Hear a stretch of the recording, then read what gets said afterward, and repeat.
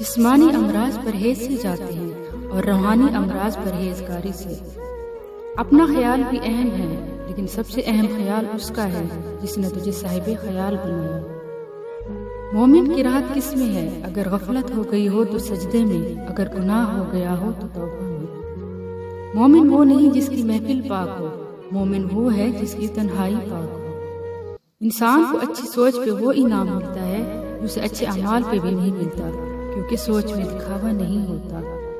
ہمیشہ سچے لوگوں سے دوستی رکھو، کیونکہ وہ اچھے دنوں میں سرمایہ اور برے دنوں میں محافظ ہوتے ہیں۔ علم وہ نہیں جو آپ نے سیکھا ہے، علم تو وہ ہے جو آپ کے عمل و کردار سے ظاہر ہو۔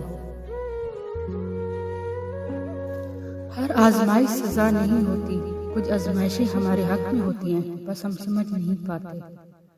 ہم یہ کیسے بھول جاتے ہیں جس نے ہمیں دعا مانگنی سکھائی، اس نے دعا کے قبول ہونے کا وعدہ بھی تو کیا ہے۔ دعا تو مقدر موڑ دیتی ہے، تم بس یقین رکھو اپنی دعاؤں کی قبولیت کا۔ صبر کرنا مشکل ہے، لیکن کبھی سوچا ہے جب وہ چیز تمہیں اللہ دے گا اس کی خوشی کتنی ہوگی۔ جب زمین والے تنگ کرنے لگے تو عرش والے سے اپنے رب کو مضبوط کر لینا چاہیے۔ ہم لوگ نیک بننا نہیں، صرف نیک دکھنا اور نیک کہلانا چاہتے ہیں، اور یہ منافقت کا سب سے اعلیٰ درجہ ہے۔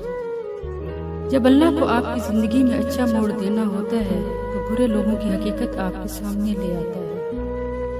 جو دوسروں کو عزت دیتا ہے اصل میں خود عزت دار ہوتا ہے، کیونکہ انسان دوسروں کو وہی کچھ دیتا ہے جو اس کے پاس ہوتا ہے۔ کسی کی اصلیت سامنے آنا بھی اللہ پاک کی نعمت ہے۔ اللہ سے فضل مانگو، جب فضل ہوتا ہے تو حالات بدل جاتے ہیں، کھوٹے سکے بھی سر بازار چل جاتے ہیں۔